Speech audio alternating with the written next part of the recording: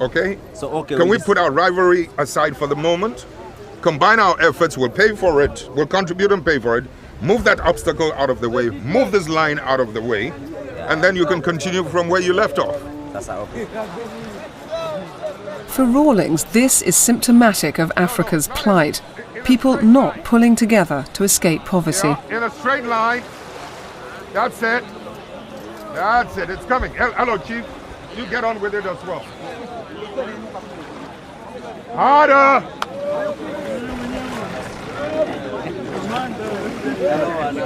If there is, we've got so many heads of states doing like this man, we can develop Africa. We can develop Africa because that one is a very good man. But the fishermen's response shows they're just waiting for strong leadership. Ebu, inatoka.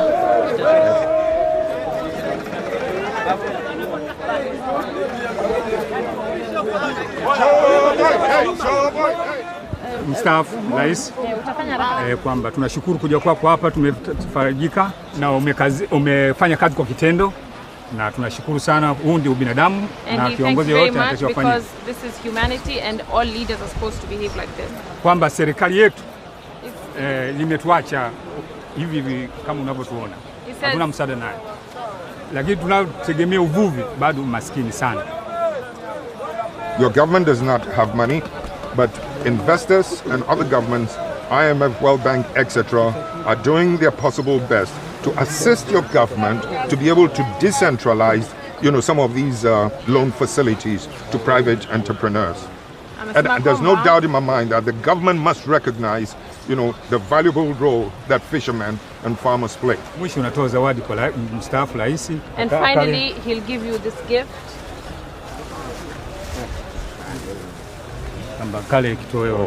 And he said, please have a fried fish. It's not fried, is it? No, you go and make a soup. Kingfish. Thank you very much. Okay. Many African countries inherited Western financial and legal institutions, but there's a growing gap between them and the people they were meant to serve. A very amazing thing for me about studying law in England is how the evolution of the common law, which we have adopted, is so historically, it just goes in tandem with the character of the English person. Every new law that is passed is because the English is to serve the English person, and I keep on asking myself, our legal system, does it reflect our aspirations, When a fisherman says, for example, I can't access the bank, I'm like, so why does the bank exist? In other countries where the bank has evolved with the people and the legal system has evolved with people, banks are begging people every day, take credit. They send you so many letters, you're even throwing them away. But here, for some reason, mortgages are only for certain people. There are two fundamental unethical things that are happening here in relation to the Western community. In the sense that how many of us in our developing communities don't make it or become who we are, not so much on account of ability, but on account of influence, who we know, who knows us. And we're talking about not law, I'm talking about justice. There's a problem that I have with a good number of you lawyers. Too many of you lawyers may know the law, but you have very little understanding of justice. And too many people feel disempowered by the gulf between them and their leaders, who speed by in their fast motorcades.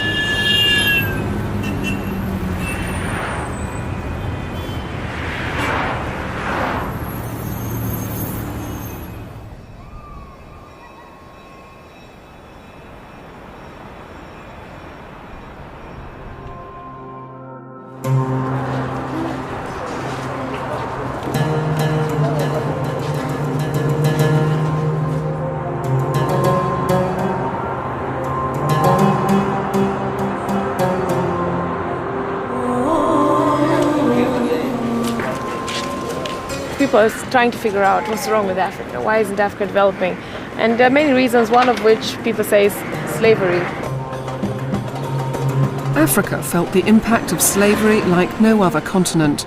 Spanning over 11 centuries, 20 million Africans were turned into human cargo, many of them shipped to the New World, where they enriched the West through their labour. Watch your step.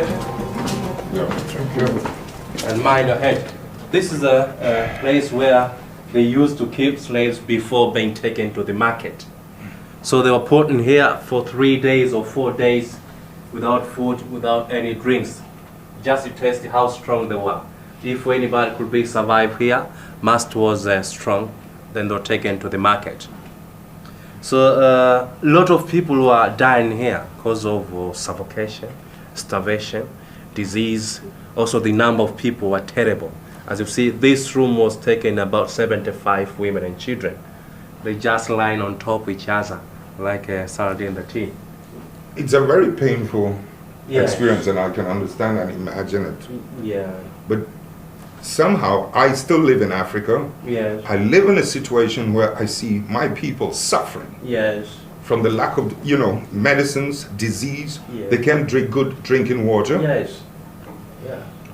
In other words, the circumstances under which some of our people are living are just as bad as they were. The only difference is that they have not been cage chained, being taken through this inhuman condition and being sent away.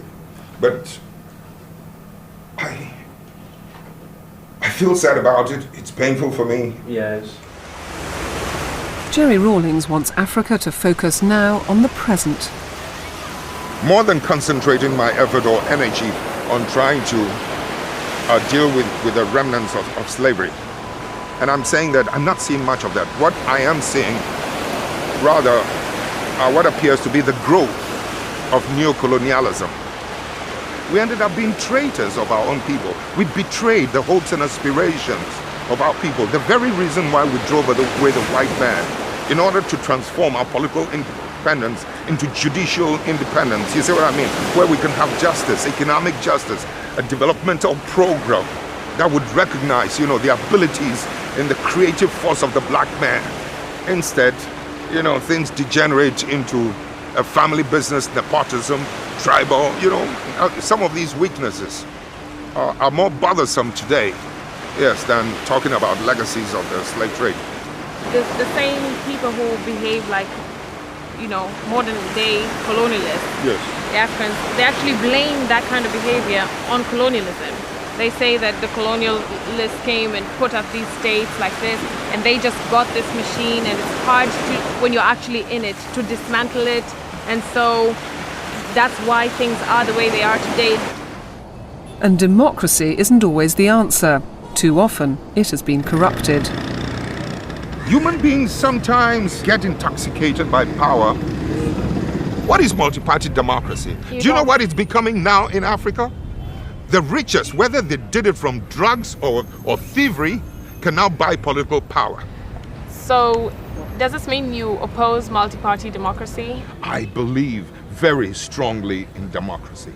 Our people, our traditional way of relating is full of, a democratic, interrelationship. But somehow, in trying to modernize it, we're being pushed into westernize it in a way that conflicts with some aspects of our culture of interrelationship. Besides, we're monetizing it. Power is also big. Naked power without authority is beginning to take its place. No, it's not healthy enough. If we have a multi-party democracy and the people don't have money, then anybody can buy them out. And that brings me to the very key question that is a big concern to all young people in Africa today. How hard it is to make money. We have so much regulation and bureaucracy snuffling out the people's money-making capabilities. How are they ever going to be empowered enough to be able to have a political voice? Beautiful. Anybody today would rather make money than run for politics, but politics has been made so important because the people don't have money. That's the only way to have a voice. Creating wealth in Africa hasn't been easy, in spite of its rich natural resources. Diamonds, gold and minerals were always exploited by outsiders, either the colonial masters or later Western multinationals. The benefits didn't filter down to the people, but things are beginning to change. We're going to visit a gold mine, which is owned by a South African and a Ghanaian company.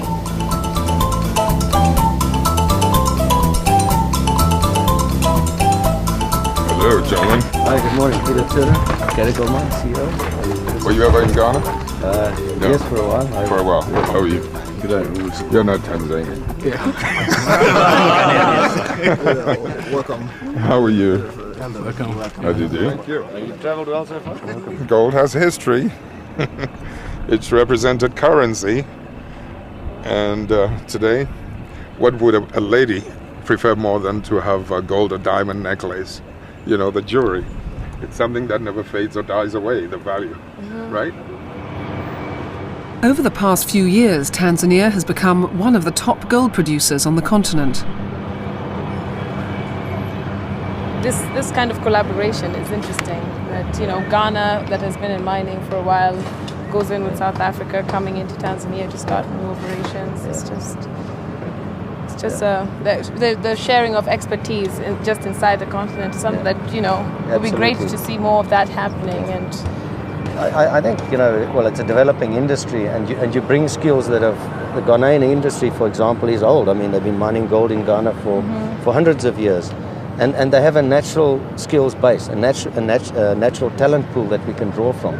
And South Africa is the same. So it is ideal having Africans help Africans in a country like Tanzania. And the royalties that are paid to the government are like what percentage of? It's 3% of revenue. 3% of revenue. Not of profit, so it's 3% of revenue up front. And that's been missing from so many previous deals. Often African countries haven't seen the revenue from mines or oil wells. Or if they have, billions of dollars have gone into the pockets of politicians. This particular bar weighs approximately 30 kilograms and it contains approximately 90% pure gold.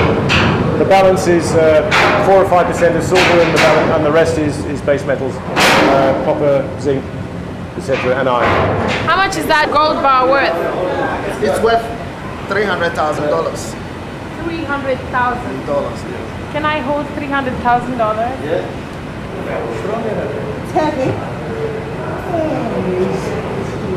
Wow. 300,000. Ooh, dollars. Come on, what about you guys? We always say if you can lift it with one hand, you can have it. Look at my size and let me do it with 2 hands. That's why we bought a 30 kilogram bar out.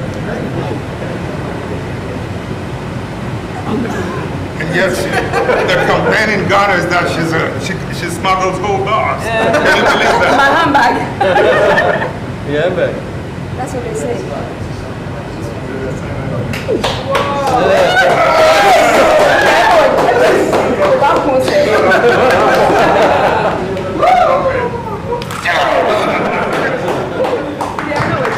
Are you going to change the rules now? And that's a 57-year-old man, right?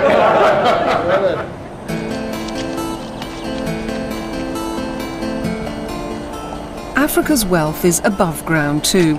Its animals are a magnet for foreign visitors and a welcome contrast to images of poverty and conflict.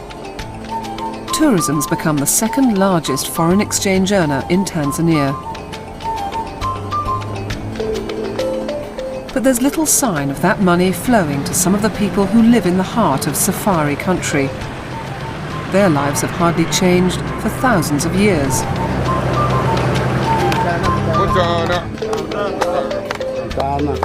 These people are the Azabi. That's what they call themselves, though in the books they're called the Hadza. And they are hunters and gatherers, and we came to see how they live and talk to them about land.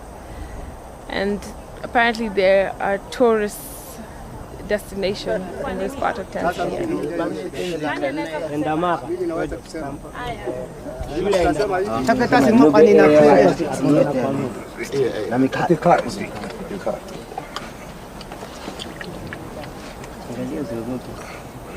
You have no problems with your eyes? Are you okay? Are you sure? No problem.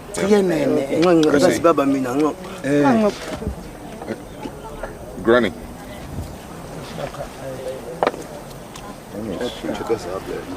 I'm about 50-something years old, and I cannot see little things that well anymore the way I used to when I was young. I want to find out if she sees better. I'd like her to wear it.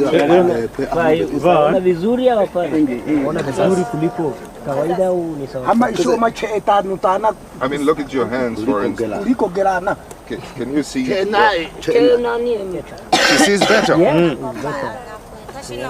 Well, there you are. And I'm talking about modernization. I'm not just saying that let's accept it wholesale. Which ones, for instance, make life a little bit more efficient and better for us? And that's why I gave her this thing just to try on. This is just one little example. There are so many other, examples, many other things waiting out there, that could enhance their living conditions. Where are you going? To see the humble abode of this gentleman. We've got to find a way of convincing them, to improve on these ways. Now, let me see. Nice thing. Shall we? Nube, he said thank you. Are these the least developed people you've come across in Africa?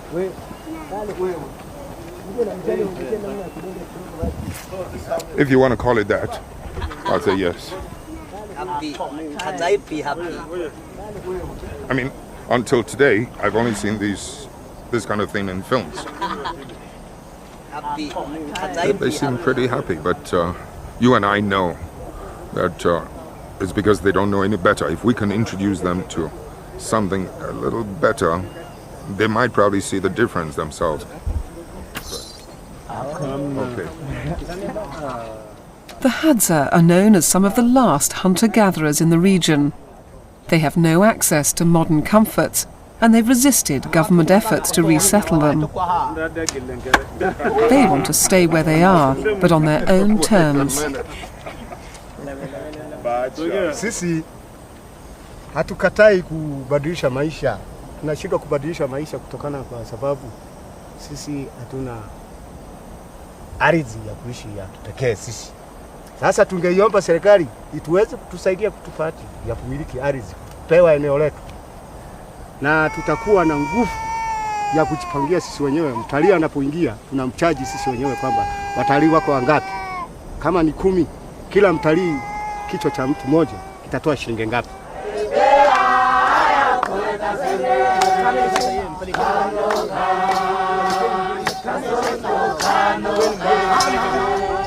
When the Hadza first saw foreign visitors, they used to run away and hide. Now they welcome them, but they want to cut out the guides and middlemen who arrange tourist visits.